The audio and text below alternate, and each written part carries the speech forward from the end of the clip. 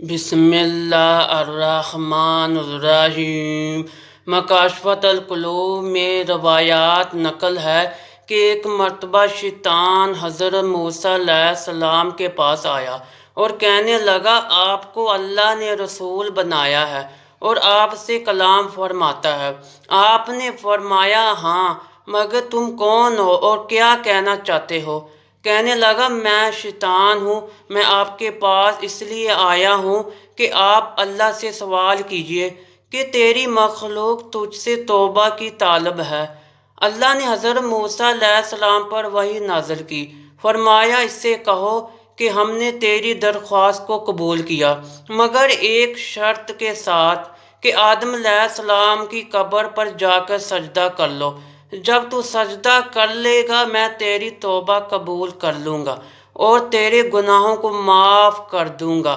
موسیٰ علیہ السلام نے جب شیطان کو یہ بتلایا تو وہ ملعون غصے سے سرخ ہو گیا اور ایک بار پھر آزراہ کبر و غرور کرنے لگا۔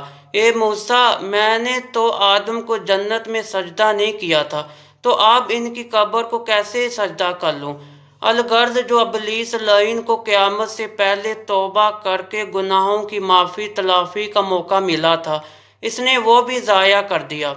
چنانچہ قرآن پاک کی سورہ آل عمران آیات نمبر 32 میں ارشاد باری تعالیٰ ہے، پس اگر تم نے اللہ اور اس کے رسول صلی اللہ علیہ وآلہ وسلم کی اطاعت سے اعراض کیا تو اللہ تعالیٰ تمہیں نہیں بخشے گا اور نہ ہی تمہاری توبہ قبول کرے گا۔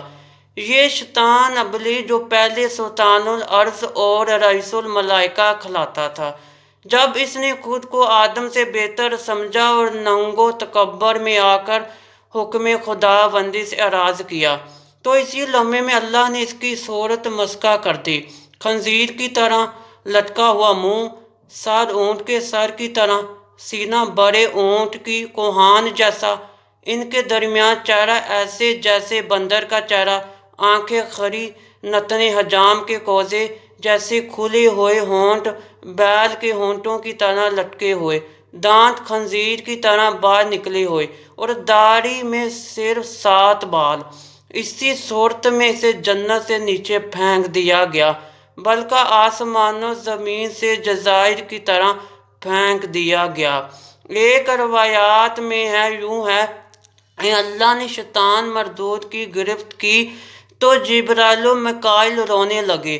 اللہ پاک نے فرمایا، کیوں روتے ہو؟ عرض کی، اے اللہ، تیری گرفت کے خوف سے روتے ہیں۔ ارشاد ہوا، اسی طرح میری گرفت سے روتے رہنا۔ چنانچہ ارشاد باری تعالیٰ ہے، بے شک تیرے رب کی گرفت بہت سخت ہے۔ جب قیامت کا دن ہوگا، شیطان کے لیے آگ کی کرسی رکھی جائے گی، وہ اس پر بیٹھے گا، تمام شیطان اور کافر وہاں جمع ہو جائیں گے۔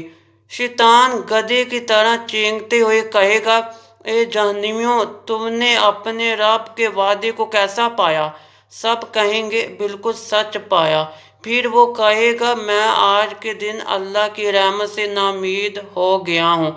تب اللہ کی طرف سے فرشتوں کو حکم ہوگا، اس پر اور اس کی پیروی کرنے والوں پر آگ کے ڈنڈے برساؤ۔ پس وہ کبھی بھی وہاں سے نکلنے کا حکم نہیں سنیں گے، یعنی ہمیشہ جہنم میں ہی رہیں گے۔